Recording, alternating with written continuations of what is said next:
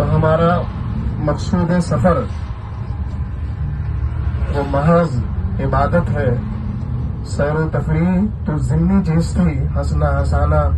یہ ضمن ہے، اس سے نہ کسی نے روکا۔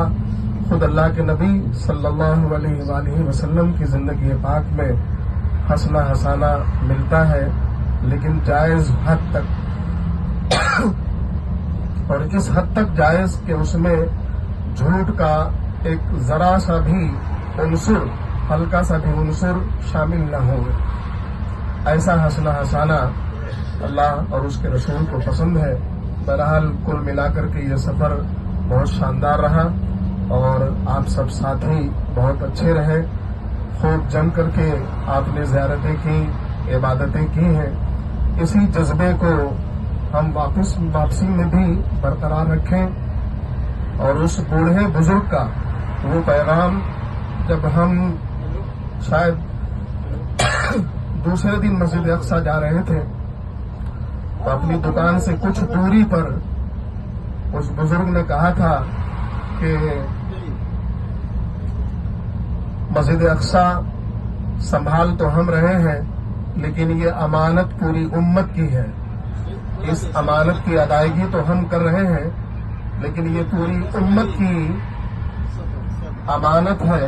اور اس امانت کی ادائیگی پوری امت پر واجب ہے۔ ہمیں آپ کی کسی قسم کی کوئی امداد نہیں چاہیے، ہمیں پیسوں کی ضرورت نہیں ہے، ہمیں کسی اور قسم کی مدد کی ضرورت نہیں ہے، بس آپ صرف اور صرف یہاں آنا جانا جاری رکھیں، تاکہ لوگوں کو یہ لگے کہ یہ تمام مسلمانوں کا قبلہ اول ہے،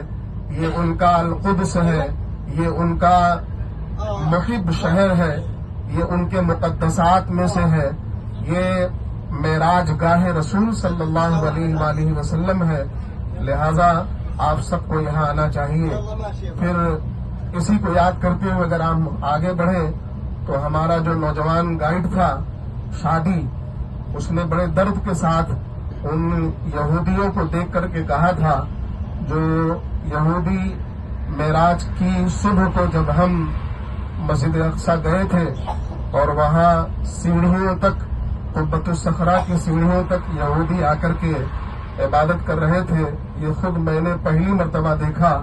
کہ جھنڈ کا جھنڈ پولیس کی حفاظت میں وہ آ کر کے وہاں اگرچہ خاموشی کے ساتھ کوئی شور نہیں کر رہے تھے، لیکن پہلے ان کی یہ جرأت نہیں تھی کہ اندر قدم بھی رکھ سکیں۔ اب وہ سیڑھیوں تک پہنچنے لگے ہیں، آگے اللہ حفاظت و سیادت فرمائے۔ تو شادی نے بڑے درد کے ساتھ کہا تھا کہ 10 سال پہلے تک ان کی یہ ہمت اور ان کی یہ جرأت نہیں تھی، تو ہم میں سے کسی نے کہا تھا کہ اب کیوں ہونے لگا؟ تو اس نے جواب دیا تھا اب یہ اس لیے ہونے لگا کہ آپ نے ہم کو تنہا چھوڑ دیا ہے، اس کے تنہا سنبھالنے والے اب ہم ہی بچے ہیں، آپ لوگوں نے ہمیں اکیلا چھوڑ دیا ہے۔ تو اس پیغام کو لے کر کے آپ اپنے اپنے شہر جائیں، جس طریقے سے لوگ حج کرنے جاتے ہیں، عمرے کی تیاری کرتے ہیں،